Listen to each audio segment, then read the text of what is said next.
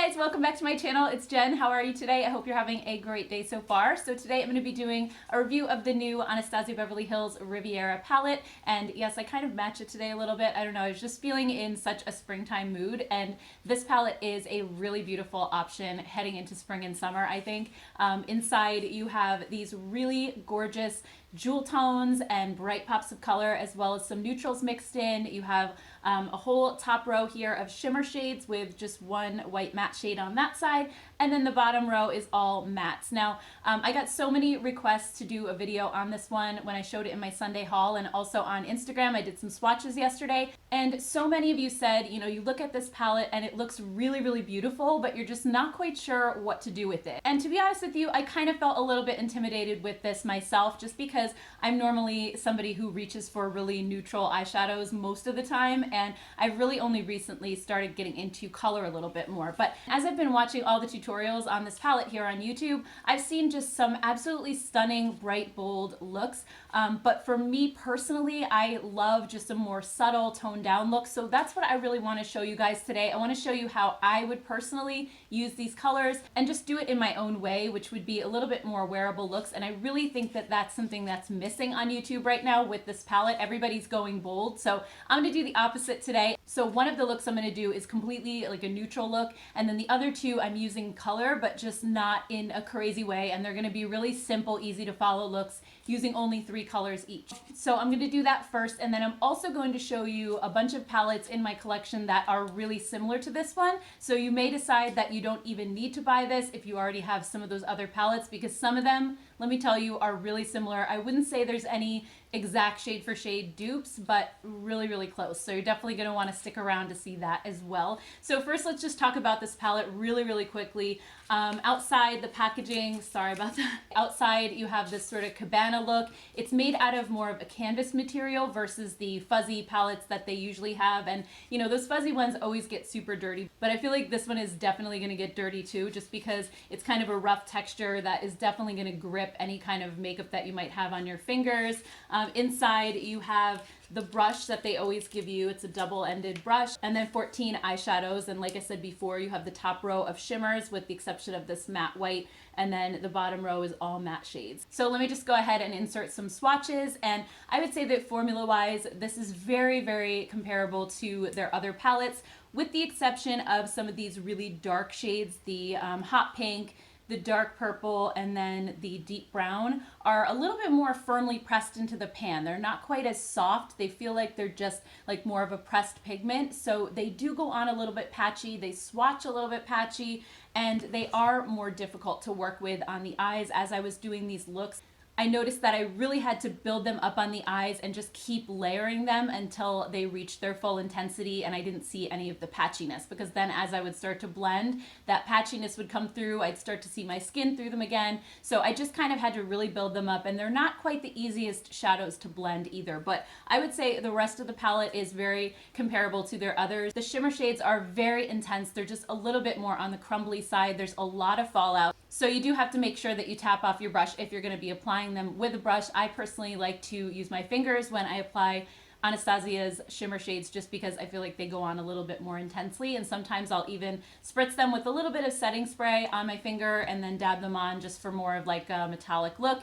So the lighter matte shades blend beautifully, and I think there's some absolutely gorgeous transition shades in here, as you'll see in the looks. So why don't we go ahead now and jump into the 3 looks that I created, and then we'll go ahead with the comparison palettes. Okay, so the first look is going to be a really simple and neutral look. So I started out with the shade Cabana, which is that matte mustardy yellow color, and I really think this is an amazing transition shade. And as you blend it out, it really doesn't even look yellow on the eyes. It just looks like a really kind of light brownish tan. It's just a really pretty shade, and this one was super easy to work with. And then on my lid, I applied the shade Yacht, and this one is just a really beautiful light bronze color. It's just so easy to wear and so pretty and so shiny, so I absolutely love this one. And then to my outer corner, I applied the shade Palm, which is that really deep chocolatey matte brown. And this is one of the ones that I said was a little bit harder to blend out, and it definitely is. I had to build it up a little bit. I used a flat brush and just kind of packed it on as well as I could, and then I went ahead and tried to blend it out with a fluffier brush. and it ended up coming out totally fine, but it's just something that you have to work with a little bit more. And then here's the final look, and I just love the way that this came out. It's something that you could pretty much wear anywhere. And also, just to show you the rest of the products that I used to get this look, I applied the Mascara Revolution mascara from Makeup Revolution. And then on my cheeks, I'm actually using the Milani Silky Matte Bronzer in the shade Sunkissed 02. And I use this as a blush pretty often when I just want a more neutral cheek. And then on my lips, I'm using one of the new Milan Row Matte Cashmere Liquid Lipsticks, and this is in the shade Bombshell, and I really love this color. It's absolutely stunning, and I feel like this formula is really comfortable for a matte liquid lipstick as well. And then for my second look, I wanted to do more of a pink and purpley kind of look, but I tried to keep it subtle at the same time. So I started out with the shade Monte Carlo, which is a mid-toned rose color. It's so beautiful, and I went ahead and applied this to my crease as a transition shade, and it shears out really nicely. It does start out a little bit on the deeper side, but I just went ahead and just kept blending and shearing it out, and it just worked out perfectly for this look.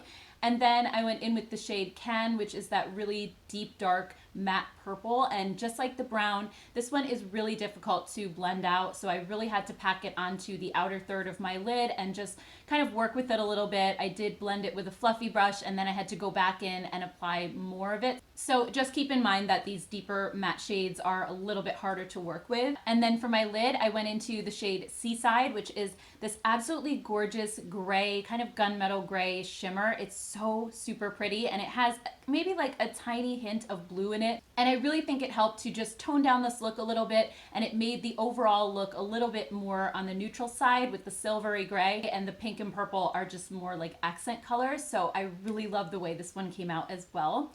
So again, for the entire look, I'm wearing the Makeup Revolution Mascara Revolution on my lashes. And then on my cheeks, I'm wearing the new Revlon Cheek Flushing Tint in the shade 001. And then on my lips, I'm wearing the CoverGirl Melting Pout Vinyl Vow lipstick in the shade Toasted. This is actually more like a liquid lipstick and gloss hybrid. It's really shiny and moisturizing on the lips, really easy to wear, so I love those a lot. And then last but not least, I'll show you the look that I'm wearing today. So I started out with the shade Coastline in my crease, and this one is a really pretty peachy matte. This one might be my favorite of the transition colors just because it goes really well with my skin tone, and it's just like the most perfect kind of warm transition color. It's so beautiful. And then I took the shade Mediterranean, which is like a cornflower blue metallic. It's so stunning. It's not super bright either, so I really like that. It kind of still keeps things a little bit more on the neutral side, but you're still playing with color a little bit. And I applied this across my entire eyelid.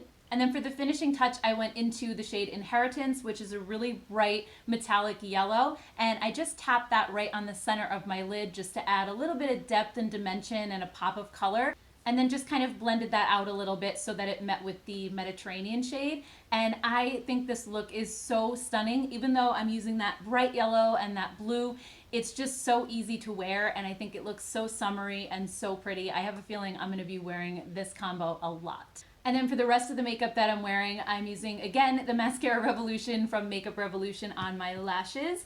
And then the Balm's Frat Boy Blush, which is like my favorite peachy warm tone blush. It's so beautiful. And then on my lips, I'm wearing one of my favorite lipsticks that I wear all the time, and it's the Flower Beauty Petal Pout lipstick in the shade Naked Blush. Okay, so now let's go ahead and jump into some comparisons with other palettes in my collection. The first one being the BH Cosmetics Weekend Festival palette. This is the one that I think I got the most requests to swatch it next to because they are just so incredibly similar. So, I mean, just visually looking at both palettes side by side, you can immediately see some bright pops of color, like that bright turquoise blue, the bright hot pink matte shade, that bright yellow shimmer. But this palette in general just has so many similar shades. I would say some of the differences are that the white that's in the Weekend Festival palette is a shimmery white versus a matte in the Anastasia. And the Weekend Festival palette also doesn't have a matchup shade for that Mediterranean color, the blue that I applied all over my eyes today. So it doesn't have that one. It does have the brighter blue and then the grayish color. And Weekend Festival also does not have that matte mustardy yellow shade. But other than that, I was able to kind of match up a shade for almost everything. Weekend Festival does have some additional shades as well. You have a bright matte orange, you have a bright sort of cobalt blue, you have a matte turquoise in there as well, and then you have this bright neon green. But overall, I think for the most part, you can create very, very similar looks with the Weekend Festival palette because it's that same mix of jewel tones and neons and then neutrals all mixed together like the Riviera palette. And then another palette that I thought had some really similar shades in it is the ColourPop Chasing Rainbows palette. And again, just looking at the palettes side by side, you can immediately just pick out some incredibly similar shades in here. You have that bright turquoise blue metallic again. The one in the ColourPop palette is a little bit deeper. And then you have that bright hot pink, although the one in the ColourPop palette is a matte with some glitter in it. You also have that shimmery bright pop of yellow. You have that deep matte purple in there. You have that metallic gray color as well. And you also have a rosy tone matte shade, just like the Monte Carlo one that I used in my second look in my crease. You have the deep matte chocolate brown. Again, the ColourPop one doesn't have that matte white. It doesn't have the matte mustard yellow shade. I feel like that one is really unique to the Riviera palette. But overall, I do think this one is also really similar. Next, we have the Violet Voss Flamingo palette, and looking at these two side by side, I feel like there are definitely some differences in here. This one probably isn't as good a dupe as some of the others, but you do still have a lot of really similar colors in here. The Violet Voss doesn't have the deep matte brown, it has a matte black instead. And while it does have some brighter pinks, it doesn't have that really deep, intense hot pink that the Riviera palette has, and it also doesn't have the deep matte purple. But then again, you do have some of those peachier pink transition colors that the Riviera palette has. You have the bright shimmery yellow, you have the bright turquoise shimmer, you have a couple of neutrals thrown in there. So again, I would not say that this one is as similar as the others, but there are some similarities. But if you do own the Flamingo palette and you only kind of pull it out in the spring and summer and you don't go for these types of colors very often, you may decide that you don't really need the Riviera palette. And then last but not least, I also have a really inexpensive option for you. This is the Mirage palette from Color Story. And these are those palettes that I found at Target last month. I did a whole video on them, so I can link that above. I felt like these palettes were a little bit hit and miss, but this palette I really did enjoy a lot. So this one is lacking the bright pop of yellow shade. It also doesn't have that matte deep purple, but you do have the matte deep brown. You have that bright neon hot pink shade. You have the shimmery bronze color. You have that bright turquoise. You have a shimmery yellow, although it's a little bit more toned down than the one in the Riviera palette. And you also have those peachy pink transition shades as well that are in the Riviera palette. So this one was actually surprisingly similar when I looked at it. Like I said, it is missing a few of the key colors, but if the Riviera palette isn't in your budget and you're looking for just a really fun kind of bright summer palette, this Mirage one I thought was really good. Alright guys, so that does it for today's video. I hope you enjoyed it and found it helpful, and if you did, please don't forget to hit the thumbs up button, and also please let me know down in the comments below what you thought of the Riviera palette, and have you purchased it yet? Are you planning to buy it? I would love to hear your thoughts. Thank you guys so much for watching.